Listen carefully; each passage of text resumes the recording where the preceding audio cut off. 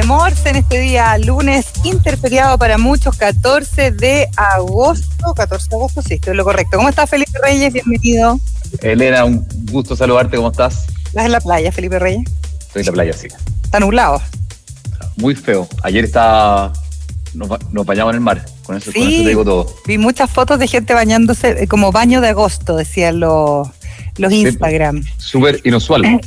Bien inusual, y hoy día acá en Santiago estamos esperando una máxima que yo dije, bueno, algunos le achuntarán, otros no, pero hasta 27 grados decían que podía haber hoy día.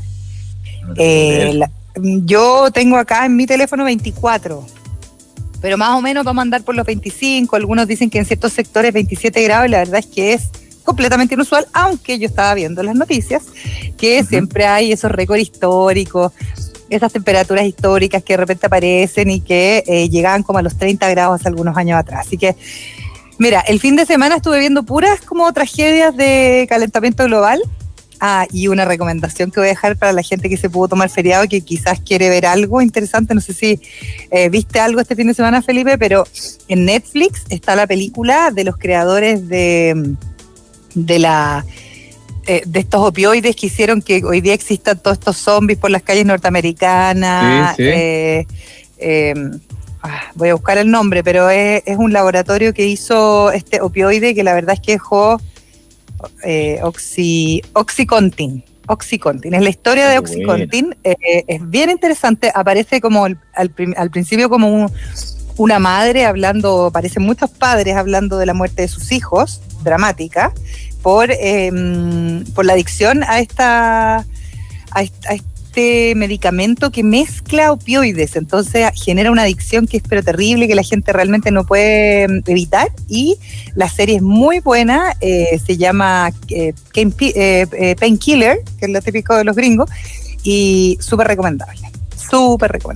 Ya, anotado, Elena, y se suma a la recomendación que hizo Nicolás el viernes, que también recomendó serie. Habló de We Crash, que We Crash es la serie que habla de WeWork y toda la caída que ha tenido y que está teniendo, porque el viernes mencionamos una noticia que habla de que WeWork está súper inestable y están como viendo qué van a hacer casi a futuro. Es que WeWork tiene ese problema, lo arrastra hace muchos años, y yo creo que acá hay un tema de que lo hemos hablado hartas veces también respecto a los unicornios y a todo lo que tiene que ver con mantener empresas que de repente no son sostenibles, sin levantamiento de capital o sin capital de riesgo, mucha especulación, y se da como en cualquier tipo de negocio. Finalmente, cuando los crecimientos son tan exponenciales y tú ves que, por ejemplo, WeWork tiene oficinas, no sé, en el London Bridge, ¿cachai? Tú decís como, wow. Claro, los costos de esa operación no son menores, y por lo tanto, si es que no levantas un buen flujo de capital o no eres capaz de financiar eso, que yo no sé si un cowork es tan fácil de financiar por el modelo de negocio en sí mismo. Y menos en estos tiempos, Elena, que estamos con mucho home office. Híbrido, exacto. Híbrido, ¿cachai? Sí, y hay mucha competencia además, muchísima competencia, así que... Además.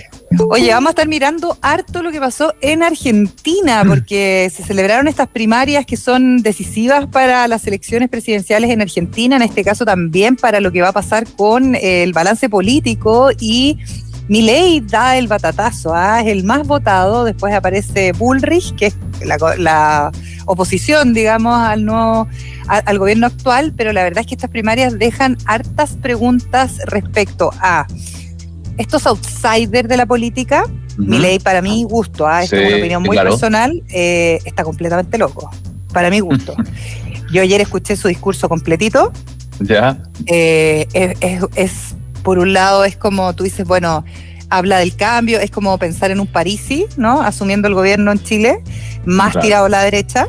Es un hombre que tiene un perfil muy económico, y lo vamos a estar analizando acá, cuáles son las consecuencias que esto puede tener, cuáles son las consecuencias que ya está teniendo en las bolsas argentinas, en los mercados, pero la verdad es que en ciertos momentos da un poquito de terror. Su forma de hablar. De todas maneras, es un tipo súper como impulsivo. Es un caudillo. Sí. Pero lo que tú dices es ya definitivamente un fenómeno. O sea, los outsiders en política, con posturas súper radicales frente a ciertos temas, hacen que la gente se sienta más... Yo creo que la gente está muy cansada. Esto, estaba leyendo, es la derrota más grande que ha tenido el peronismo en toda su historia. sea, Argentina está súper apalancado en el peronismo, en sus votaciones, y nada, batacazo total. Parece que están en shock en el oficialismo en este minuto. Sí, claro. No saben qué hacer, no saben qué decir. Se demoraron un montón en entregar los resultados. Bueno, hubo algunos problemas porque tienen en Buenos Aires, por ejemplo, tiene voto electrónico y por lo tanto hubo algunos problemas al comienzo de las votaciones. Incluso hubo hartas quejas por parte de los votantes respecto a que no les salían las planillas que querían votar, etcétera, etcétera. Pero lo más impresionante era mirar a la hora de las noticias, que nosotros estamos súper acostumbrados, y eso me gustaría que lo valoráramos a nuestro CERVEL, que a veces lo criticamos, porque la georreferenciación falló, lo comentamos acá en el programa, pero la verdad es que uno está acostumbrado a un CERVEL que responde súper rápido, ya eso a las 6, 7 de la tarde, nosotros ya tenemos los resultados de las elecciones. Ayer eran las 10 de la noche en Argentina y recién se estaban conociendo los resultados de estas primarias. Había harta especulación respecto a qué pasaba con el poder kirchnerista, ¿no es cierto?, detrás de esto y la entrega de esos resultados, pero lo cierto es que Milei da el batacazo y aparece como el más votado, y ayer en su discurso decía, bueno, la gente pensaba que no teníamos organización. La gente pensaba que no íbamos a ser capaces de hacer propuestas concretas. Nuestros opositores, en el fondo, porque hablan de que uno de los lemas que es más impresionante que los tipos cantan, porque cantan como en el estadio los argentinos todo el rato, sí. Como que no quieren a nadie de la clase política, los quieren sacar a todos. Ese es el lema, hay que sacarlos a todos los que tengan alguna ascendiente político, por decirlo de alguna manera, hay que sacarlo, cosa que yo creo que es mala para la institucionalidad, pero eso es una observación mía. Ahí, personal. Lo estamos viviendo con el gobierno actual. Sí. Lo que te quería decir muy cortito es que yo lo que creo que está pasando, Elena, es que ya la gente necesita como crecimiento económico. En ese sentido, Milei, que es un personaje súper excéntrico y tiene arte locura, que yo estoy de acuerdo contigo, pero el tipo pareciera ser el más serio como para ayudar a que la economía crezca. Y en ese sentido, me acordé lo que dijo el ministro Marcel, que hizo una entrevista la semana pasada en la que dijo como que reconoció que este gobierno no partió con el crecimiento económico como una punta de lanza, y dijo que ahora están incorporando medidas. Entonces, eso me hace pensar que nunca nadie puede intentar gobernar si no tiene el crecimiento económico ahí, como ahora motor de la propuesta. Los argentinos tienen un problema mayor, y yo creo que, así como lo hablamos todo el tiempo acá en este programa, es difícil pensar en un crecimiento económico sostenido si tú no tienes institucionalidad. Y al final hay que tener ojo con eso, porque no es política o economía, no es política o ciudadanía, yo creo que cambia los paradigmas políticos, eso está clarísimo. Pero yo no sé económicamente Bukele qué respuestas está dando, o sea, hay que tener ojo también con eso, con la institucionalidad. Es una nueva promesa, es un nuevo personaje que aparece y irrumpe fuertemente. Vi una entrevista que dio acá en Chile, que vino hace poquito a Chile, y él decía, bueno, si me va bien en estas primarias, cuenten con que voy a ser el nuevo presidente de la República Argentina, muy basado en las ideas económicas, como tú dices, ya lo vamos a estar analizando. Una cosita corta que te quería comentar, Felipe, la semana pasada que yo falté mucho, y primero le quiero dar un abrazo gigante a todos mis compañeros de Radio La Clave, porque la verdad es que siempre apañándome para poder estar no solamente en mis labores en el matinal en TVN, sino me tocó ir a la inauguración, estar presente en la inauguración de la primera planta de hidrógeno verde con la que Walmart va a estar alimentando su centro de distribución en Quilicura. Esto es súper interesante, Felipe, porque hemos hablado hartas veces de hidrógeno verde, de la Estrategia Nacional de Hidrógeno Verde. Me tocó estar con Mario Marcel, me tocó estar con Michelle Bachelet, que es parte de la comisión de la Estrategia Nacional de Hidrógeno Verde, y uno dice, bueno, el hidrógeno verde, como que piensas un poco lo que está pasando en la Patagonia, piensas un poco en la generación de energías limpias, pero esta planta es una muestra concreta de para qué se puede aplicar el hidrógeno verde y por qué es importante que Chile se apure en ser un productor, pero además de un productor, porque todo el mundo en todos los países dicen que van a producir hidrógeno verde, un productor barato. Y ahí Mario Marcel, y esto entre nosotros, le hizo unos guiños a la empresa privada, en este caso Walmart, porque estaba su CEO internacional en Chile. ¿Sí? O sea, está el ejecutivo más importante de Walmart en nuestro país para inaugurar esta planta de hidrógeno verde. Y Mario Marcel le hace un guiño muy interesante, incluso hasta como usa una frase de Walmart para hablar de cómo se va a construir el presupuesto para el próximo año. Respecto como dijo? Es como una frase de Walmart que es como ponte tú, acá en Chile es como precios bajos siempre, pero en Estados Unidos es como mejoramos tu vida gastando menos, una cosa así. Entonces como que él decía, voy a usar este eslogan para la construcción de los presupuestos de los distintos ministerios de la nación. Y le hacía un guiño muy importante a el vínculo entre la empresa privada y lo que está pasando con la política. Entonces creo que hay una apertura muy visible, porque había muchos medios de prensa, yo no estoy contando nada que sea secreto, sino que estaba ahí, estaba la prensa ahí cubriendo, y él fue muy decididamente a señalar, y un poco en la línea de lo que tú estabas diciendo, de que el crecimiento económico es una piedra angular para poder seguir conversando de estas reformas fundamentales que no han podido llegar a acuerdo, y que la empresa privada y la inversión internacional son piedras angulares también para poder seguir con esa conversación. Así que es interesante lo que está pasando ahí. ¿Estás muteado, Felipe? No, te iba a comentar que antes de presentar a nuestro invitado, que súper en línea con lo que estás diciendo, y yo estoy de acuerdo. Me acuerdo de Polo creo que se llama, que es del oficialismo, que creo que está en Brasil ahora, que cuando Boric, el presidente Boric había ganado las elecciones, pero todavía no asumían, él dijo una cuña que fue súper vapuleada, que dijo, nosotros puede que dejemos de crecer económicamente y vamos a inyectarle inestabilidad al país en función de hacer como transformaciones más profundas. Y dejó la embarrada, Elena, la grande, en ese momento. Todo el mundo dijo, oye, estáis locos. O sea, no se puede ni siquiera pensar un segundo en dejar de crecer, porque eso trae mucha pobreza y iniquidad y otras cosas peores. Sobre todo considerando todos los factores internacionales que estamos viviendo. Cortito, quería hablar del precio del dólar hoy día. Seguimos con el precio del dólar alto. No sabemos que las predicciones dicen que no debería bajar mucho. 864,30 centavos el peso chileno versus el dólar, y 942 el euro. Ante todo lo que hemos ido viendo, analizando, y lo que está pasando aquí allende la cordillera, que también es algo que tenemos que tener bien presente, queremos presentar a Héctor Osorio, es el economista de la consultora PKF Chile. ¿Cómo estás, Héctor? Bienvenido, buen día. Hola, Elena, gusto en saludarte. Hola, Felipe, veo a alguien más en la producción. Saludos, gracias por invitarme. Gracias, Héctor, por estar en este día medio feriado para algunos, para nosotros no, pero oye, Héctor, primero me gustaría que nos dieras una mirada desde ser especialista en economía, de la situación que está ocurriendo en Argentina, un Milei que da este batatazo en las primarias argentinas, que ya genera bastante análisis respecto a las posibilidades que tendría, por ejemplo, de ser candidato a la presidencia de la República, y con un discurso que yo lo escuchaba ayer atentamente, que está muy, muy basado en la economía, algo de lo que estábamos hablando recién con Felipe. Bueno, yo te diría que si bien el tema es económico, hoy día el análisis tiene que centrarse en lo político. Uh-huh. Básicamente, Milei dice cosas coherentes, en algunos casos exagera y en algunos casos se lo sobreinterpreta. A mi juicio, en mi opinión, no ha dicho cosas incoherentes. Uh-huh. Además, generó algo que las estructuras políticas tradicionales argentinas no lograron generar, que es un plan de gobierno detallado. Y eso, en una sociedad educada, debiera ser cada vez más castigado. Digo, el que tú no expliques con claridad lo que pretendes hacer durante tu gobierno. Y tanto Rodríguez como esta niña Bullrich no lograron generar un plan, generaron ideas, ¿no es cierto? Y también por el lado del oficialismo, Massa habla de que lo está haciendo maravilloso, que está hoy día en la práctica gobernando, y que vienen cosas buenas y no se notan. Por el contrario, Milei generó un plan con etapas, ¿no es cierto? En la medida en que cumplamos las primeras, vamos a cumplir las segundas, e idealmente vamos a llegar a las terceras, a las reformas de tercera generación, pero lo que dice como primeras medidas son cosas muy coherentes, o sea, liberalicemos el mercado, abramos Argentina, que es por definición un gran productor de alimentos, abrámoslo de verdad, hacer una economía exportadora y enfocada en la exportación.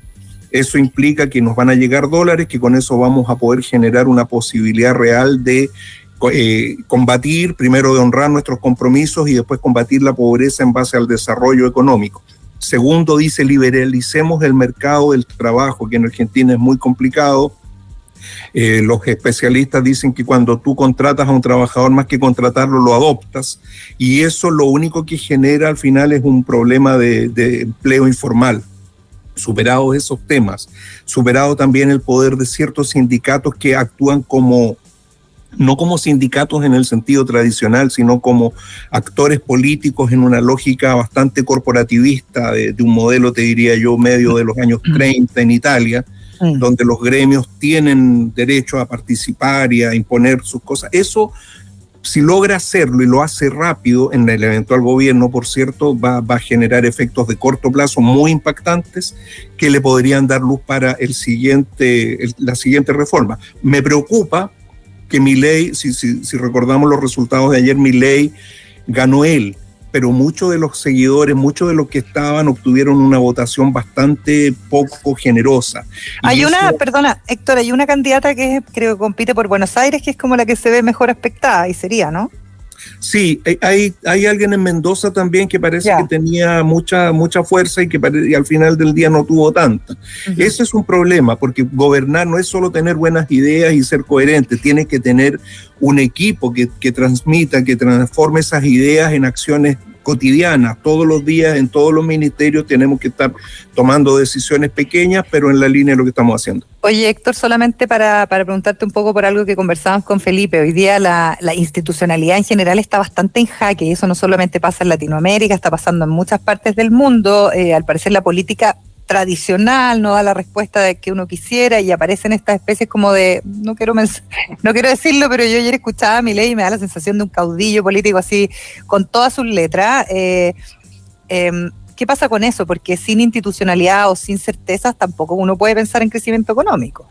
Bueno, a nivel genérico, y aquí entro con una opinión política, yo creo que todo el proceso del modelo de desinformación ruso, que en Latinoamérica ha sido aplicado por otros que ideológicamente no debieran estar con Rusia, porque Rusia es un país conservador, con castas ahí empresariales muy extrañas, pero que han seguido su modelo. La Escuela de Inteligencia Taiwanesa tiene unos programas muy potentes de estudio del fenómeno de desinformación, que también en Asia es promovido por China. Bueno, eso ha tocado la sociedad occidental. Y efectivamente, las personas no creen en las instituciones o están dispuestas a sacrificar algo de su institucionalidad por una cosa de corto plazo. Eso en el caso argentino es extremo.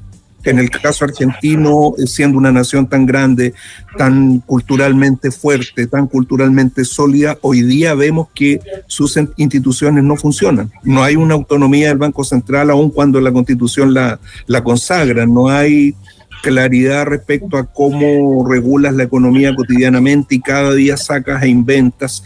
Si ustedes recuerdan la crisis del 2001, probablemente eran muy jóvenes, pero espero que hayan leído sobre esto. No tan jóvenes. Se ven muy jóvenes. En esa crisis, las localidades, las provincias, que por cierto es una nación federal, Argentina, una república federal, las provincias emitieron dinero. Eso es una cosa, una locura, increíble. Es ridículo en un Estado moderno, es ridículo en una nación que medianamente funciona. Y ellos lo hicieron y además le funcionó. Entonces Argentina es un caso donde cuesta situarse, cuesta ver quién es el verdadero actor, cuesta también suponer que lo que pasó ayer es una victoria per se. Es una muy buena señal para Milei, es una señal importante para la tradición de los grandes partidos argentinos, es una debacle para el peronismo, pero no estamos seguros de cuál va a ser la consecuencia. Héctor, ¿y qué viene ahora de aquí a octubre? Pregunto porque tampoco estoy tan enterado de ya se hace una terna, esa la papeleta ya está definida con los ganadores, o falta algo entre medio. No, yo entiendo que la papeleta está definida con los ganadores, pero también entiendo que la ciudadanía argentina hoy día tiene que reflexionar. De alguna forma voté por Milei por dos razones. O porque tengo la convicción y estudié el programa, y a pesar del formato público del candidato, me gusta su programa y lo creo capaz de llevarlo adelante, o simplemente quise castigar a mis partidos de siempre. Si es el segundo caso, y yo creo que puede haber mucho de eso, en esta próxima elección voy a votar por aquel que sí me representa. Entonces el partido argentino no está jugado, creo que está el peor parado, el que está en una posición más débil y probablemente no va a salir airoso de ella es Massa. Massa, sí. Pero entre Bullrich y y Milei debiera definirse algo, y probablemente Bullrich tiene todavía una posibilidad grande, porque cuando las cosas son en serio, la ciudadanía empieza a tender hacia el centro. También lo va a hacer Milei, en mi opinión, incorporando a su equipo a gente con un discurso un poquito más suave, un poquito menos efervescente. Eso lo vimos en Chile, Héctor, también, con el presidente Boric y con Kast, que los dos se fueron yendo al centro a buscar votos. Pero es que ese es un fenómeno político natural que nos va a pasar siempre. Yo tengo un ideal, pero cuando tengo que gobernar soy otro. Soy una persona que tiene que negociar, que tiene que acercarse, que tiene que buscar tendencias, que tiene que sumar. Y en el caso chileno el tema fueron dos extremos que tuvieron que tender al centro, y lo hicieron, y yo creo que lo van a seguir haciendo, digamos, en términos de que necesitan efectivamente plasmar algo de lo que predicaron, plasmarlo en hechos reales. Héctor, brevemente, ¿cómo está la cosa en Argentina? ¿Cómo amanece la economía argentina? ¿Pudiste echar un vistazo ahí? Mira, traté de buscar, pero vi mucha volatilidad todavía. Ya. En mi opinión, hacia el mediodía recién debiéramos tener cierta tendencia. Yo creo que va a haber una fuerte presión sobre el dólar, por dos razones. Primero, porque Massa parece que no continúa, o el peronismo parece que no continúa. El antiguo Frente de Todos, que ahora se llama Unión por la Patria, no pareciera que no va a gobernar. Si no va a gobernar y hay una posibilidad de que gobierne Milei, eso va a castigar la posibilidad de una negociación en los términos actuales con el Fondo Monetario. Y ese castigo, ese cambio de lógica negociadora probablemente va a hacer que o se restrinja la llegada de dólares o se haga más lenta, más difusa en el tiempo, con el efecto local. Como contrapartida, si llega a gobernar Milei y liberaliza rápido, las retenciones que son tan importantes en la economía argentina también van a caer. Entonces el efecto de corto plazo, a mi juicio, sería un aumento en el precio del dólar, y en segundo término, a nivel de bursátil, debiera producirse un repunte en el precio que todavía no vi, producto de que hay más expectativas, en el fondo hay más promercado en las posibles salidas políticas de Argentina. Hablemos de nuestro país, Felipe, ¿te parece? Porque hay cambios también en términos de las tasas de interés. Hemos visto que efectivamente se celebra, y yo vi ahí, incito al ministro Marcel celebrando que hay luz al final del túnel, que vendría esta ansiada recuperación económica, no sé si con el crecimiento, pero sí por lo menos con la baja en la inflación.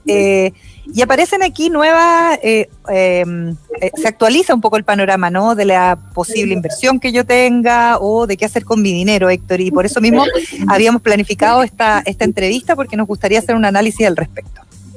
Bueno, el tema de la bajada de tasas de 100 puntos base es una señal importante. Es una señal importante de qué? De que efectivamente el Banco Central se siente complacido con lo que ha hecho. El Banco Central dice, mira, yo fui duro, fui categórico, y eso nos da una señal muy importante. Si fuiste duro y fuiste categórico, puedes volver a hacerlo. O sea, estoy usando el poder que tengo sin duda, sin trepidar en usar mi fuerza. Eso es muy valioso en una situación de ciertos grados de inestabilidad política, y la señal es esa: estamos controlando la inflación, lo que es bueno por todas las razones que sabemos. Si a eso le sumamos un par de factores que debiéramos sumarle rápido, que son algún grado de acuerdo, algún grado de implementación tributaria y algún grado de superación de conflicto a nivel del tema previsional, la inversión debiera volver. Y no estoy pensando solo en la gran inversión, ¿no es cierto?, en la construcción de puentes y carreteras, que también está de alguna forma, también el ministerio dio una señal con una nueva concesión, la primera en este gobierno, sino que la inversión pequeña, la empresa que está esperando para comprarse una camioneta adicional, el almacenero que está pensando cambiar un equipo de refrigeración, esa inversión que parece muy trivial, ¿no es cierto? Parece, oye, ¿de qué estás hablando? Estoy hablando de la inversión que hacemos todos cotidianamente, y que es importante para la señal y para el futuro de la economía. Sí, ahí, Héctor, preguntarte, bueno, la semana pasada tuvimos el INE, entregó una nueva versión del IPC, que tenía un poquito más de alza de lo esperada, sobre todo producto del dólar que estamos teniendo en este minuto, pero de acuerdo ahí con Elena, el camino ya está marcado hacia una como recuperación. Yo creo que es muy posible, no sé qué piensas tú, pero yo veo muy posible que lleguemos a la meta proyectada de inflación que se propuso el ministro Marcel y el Banco Central, sobre todo el Banco Central en realidad, al término de este año. ¿Tú crees que vamos a llegar a ese porcentaje, Héctor? Sí, lo veo como... A ver, primero, no me preocupa tanto el porcentaje. Creo que siempre, y a lo mejor soy majadero con esto, siempre digo, mira, más importante que el valor de una variable en un determinado momento, lo que tenemos que mirar siempre es la tendencia. Y más que la tendencia, incluso es el porqué de la tendencia. Si llegamos un poquito más arriba, vamos a estar en línea, o sea, en inflación, pensar en un punto determinado no me parece tan vital. Creo sí que tenemos que mirar que la tendencia, y a pesar del 0,4 del último mes, que algunos analistas decían va a ser 0,2 o 0,3, 0,4 estamos en la línea, es un poquito más alto. El mes anterior había sido un poquito más bajo también, porque se esperaba más 1 y más 0,1 y hubo menos 0,1, pero la tendencia es la que está siendo valiosa y es una cosa que yo veo consolidada. Y te quería preguntar última cosa, ¿qué te parece? Es una pregunta un poco más política, pero tiene mucho que ver también con el PIB, con la economía chilena, que es que hoy día en la mañana, y también te pregunto a ti, Elena, estaba leyendo que la minera de Luxich duplicó en resultados a Codelco durante el primer semestre de este año. O sea que Codelco hace rato que está medio guateado, hay que decirlo. Entonces, esa es la pregunta. ¿Codelco está mal gestionado? ¿Esto es una demostración de la ineficiencia que tienen las empresas estatales? ¿Cómo lo ven? Perdón, Elena primero quizás. No. Yo lo veo como una señal muy, muy preocupante políticamente hablando.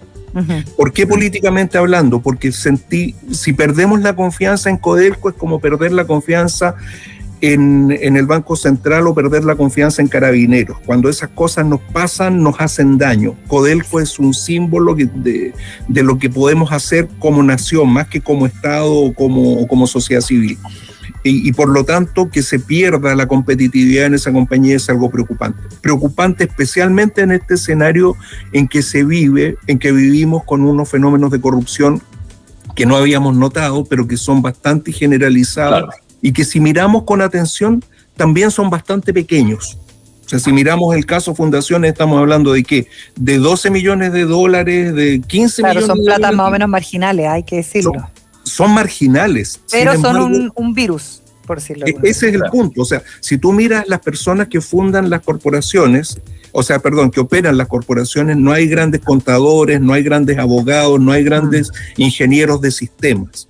Cuando yo he estudiado el tema del lavado de dinero, por ejemplo, sé que uno de los problemas que enfrentan los estados para combatir efectivamente el lavado de dinero es que las mafias lavadoras de dinero, que son una industria, o sea, hay instalaciones, infraestructura, sobre todo hay mucho profesional, mucho contador de élite, mucho abogado de alta gama y mucho ingeniero de sistema que tiene acceso a las últimas tecnologías. Y nosotros, ¿qué descubrimos? Descubrimos unos señores, una señorita que no se graduó, que fue a la universidad pero se salió y que era modelo y que hizo un fraude, y descubrimos algo parecido en otra parte. ¿Dónde estarán los grandes operadores, esos sí, que son abogados, que son ingenieros, que son contadores de alta gama? ¿No tendremos algo de eso en el fisco? Ojalá que no, y espero que no. Pero ¿quién está mirando eso? ¿Está mirando la unidad de inteligencia financiera? ¿La UAF está haciendo una búsqueda activa en territorio enemigo, como dicen en inteligencia? ¿O estamos esperando reportes de cumplimiento para cuando alguien se compra una camioneta en efectivo, ir a monitorear a esa persona? Eso es lo que a mí me preocupa y perdona si me desvío un poquito. Interesante ese análisis, Héctor, me parece que es súper interesante. Yo creo que es un tema que podemos seguir ampliando, debatiendo. Solo rapidito antes, porque se nos acabó el tiempo lamentablemente, Héctor, para invertir la gente de a pie que nos está escuchando hasta ahora y que tiene sus depósitos a plazo o tiene sus fondos mutuos, ¿cuál es como los datos que le podríamos dejar a la gente para que esté atenta? Porque antes era, por ejemplo, inversión en UF, que ya parece que no pasa nada con eso. Sí, primero, y súper rápido, invertir no es lo mismo que colocar. Invertir es poner la plata en un negocio o en un activo que en el largo plazo me va a rentar. Ya. Y lo otro, eso, ir al depósito a plazo, eso es colocar. Eso es colocar. Okay. Yo creo que si las personas tienen, y esto se lo comenté alguna vez a una periodista que después me volvió a entrevistar y me dijo, oye, yo te hice caso y financié el negocio de mi mamá. Estupendo.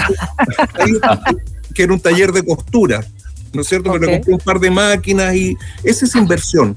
Nosotros quizás hoy día tenemos que ser capaces como ciudadanos que tienen un poco de ahorro, si queremos protegerlo, el depósito a plazo, tenemos una banca segura, una banca premium, no nos va a pasar nada, pero si queremos invertir, busquemos proyectos pequeños. Busquemos un amigo con el cual asociarnos para comprar la máquina, para financiarle la camioneta nueva, para financiarle el equipo de soldadura que necesita para expandir su negocio. Si aprendemos a hacer eso, vamos a estar invirtiendo de verdad. Perfecto, le queremos agradecer a Héctor Osorio, economista de la consultora PKF Chile. ¿Dónde encontramos más de PKF? En www.pkfchile.cl. Muchas gracias, Héctor, que tengas un buen día. Gracias, un gusto, que estés muy bien. Chao, chao. Un gusto. Oye, interesante eso que está hablando Héctor al final, ¿eh? Vamos a estar ampliándolo y creo que lo vamos a volver a invitar. LAN Marketplace es la tecnología que permite comercializar tus productos en marketplaces internacionales, conecta, publica y gestiona integradamente muchos canales a través de una sola plataforma. Vas a encontrar distintas herramientas para optimizar y eficientar tus ventas globales. Exportar y vender en marketplaces nunca fue tan fácil. Conectamos Latinoamérica con el mundo. ¿Y qué es IDEMAX? En IDEMAX impulsamos y damos vida a un futuro con empresas y negocios relevantes para el mundo. Somos una consultora de negocios que piensa sin límites para impactar el futuro de cada empresa. Transformamos el presente para impactar el futuro. Negocios, proyectos de innovación, visítanos en idemax.com. Vamos a una pausa, ya volvemos.